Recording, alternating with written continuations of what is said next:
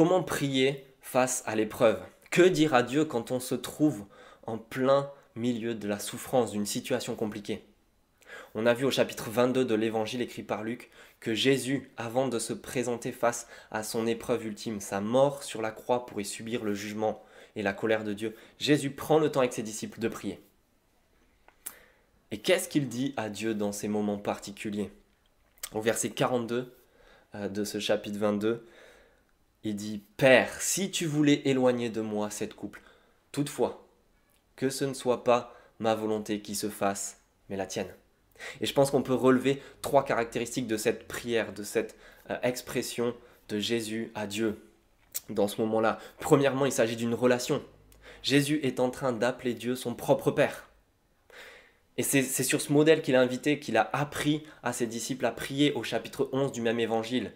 Il leur a appris à prier en disant « Père », une relation profonde, intime avec Dieu.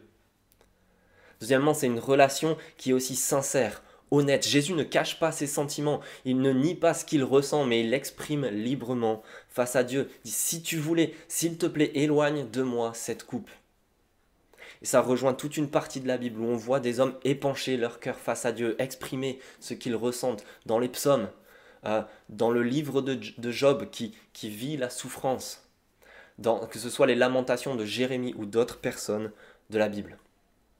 Une relation intime, profonde, sincère, honnête face à Dieu. Et troisièmement, une relation, et c'est peut-être cette troisième caractéristique qui est la plus marquante, une relation soumise à la volonté de Dieu. Parce que Jésus prie, si tu voulais, s'il te plaît, si tu voulais éloigner de moi cette coupe, il ne veut rien faire en dehors de la volonté de Dieu.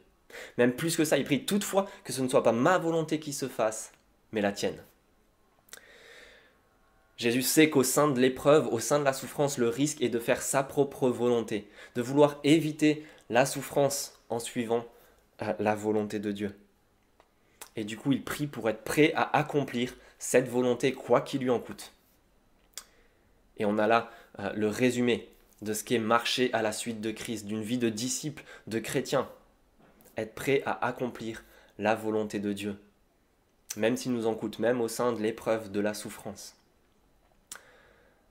Mais avant d'être prêt à accomplir cette volonté de Dieu, il faut commencer par le lui demander. Prier que ce ne soit pas ma volonté qui se fasse, mais la tienne. Et c'est sur ce modèle que j'aimerais vous inviter dès aujourd'hui à prier à la suite de Jésus.